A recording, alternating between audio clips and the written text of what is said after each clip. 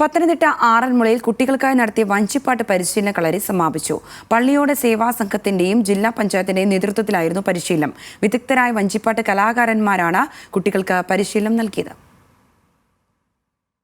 ആറന്മുളയുടെ താളം തലമുറകളിലേക്ക് പകരുകയാണിവിടെ. 3 മേഖലകളിലായി 500ഓളം കുട്ടികൾ വഞ്ചിപ്പാട്ട് പരിശീലന കളരിയിൽ പങ്കെടുത്തു. ഈ വർഷം പെൺകുട്ടികൾക്കും വഞ്ചിപ്പാട്ട് പഠിക്കാനായി അവസരമൊരുക്കിയിരുന്നു. വഞ്ചിപ്പാട്ടിന്റെ പാരമ്പര്യവും പൈതൃകവും തലമുറകളിലേക്ക് പകർന്നു നൽകുകയാണ് കളരിയുടെ ഉദ്ദേശമെന്ന് ഭാരവാഹികൾ പറയുന്നു. മികച്ച ആചാര്യന്മാരെ വെച്ച് ആറന്മുള ശൈലിയിൽ 500ഓളം കുട്ടികളെ വഞ്ചിപ്പാട്ട് പഠിപ്പിക്കുന്ന ഒരു രീതിയാണ് ആറന്മുളയിലെ വഞ്ചിപ്പാട്ട് പഠന കളരി. ഇതിനുവേണ്ടി എല്ലാ ചെലവുകളും പള്ളിയോട സേവാ സംഘവും അതുപോലെ ഒരു ഭാഗം ജില്ലാ പഞ്ചായത്തും നടത്തുന്നു.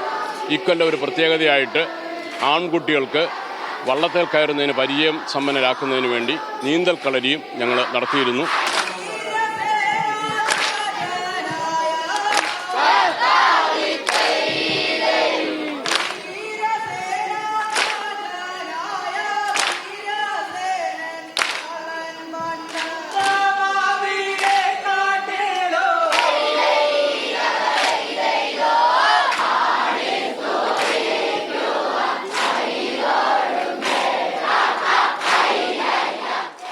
സമാപന സമ്മേളനം ജില്ലാ പഞ്ചായത്ത് പ്രസിഡന്റ് ജോർജ് എബ്രഹാം ഉദ്ഘാടനം ചെയ്തു.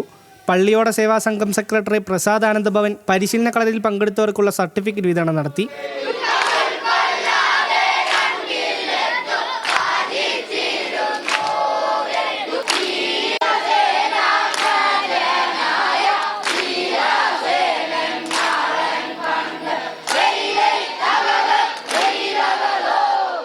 ഈ വെക്കേഷൻ സമയത്ത് എല്ലാ വർഷവും വഞ്ചിപ്പാട്ട് പഠന കളരി പള്ളിയോട സേവാ സംഘത്തിൻ്റെ മേൽനോട്ടത്തിൽ നടക്കുന്നതാണ്.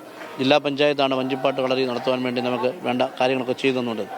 ഈ വർഷം അതിലൊക്കെ വിപരീതമായി ഞങ്ങളുടെ പള്ളിയോട സേവാ സംഘത്തിൻ്റെ കൂട്ടായ തീരുമാനമനുസരിച്ച് നീന്തൽ പരിശീലനവും കൂടാതെ ലഹരി വിരുദ്ധ ക്യാമ്പയിനും അങ്ങനെ 7 ദിവസത്തെ ഒരു ക്യാമ്പയിനാണ് നമ്മളിവിടെ നടത്തുന്നത്. വഞ്ചിപ്പാട്ട് കളരിയോടൊപ്പം നീന്തൽ പരിശീലനവും ലഹരി വിരുദ്ധ പരിപാടികളും സംഘടിപ്പിച്ചിരുന്നു. ആറന്മുള പള്ളിയോട സേവാ സംഘവും ജില്ലാ പഞ്ചായത്തും ചേർന്നാണ് പരിശീലന കളരി നടത്തുന്നത്.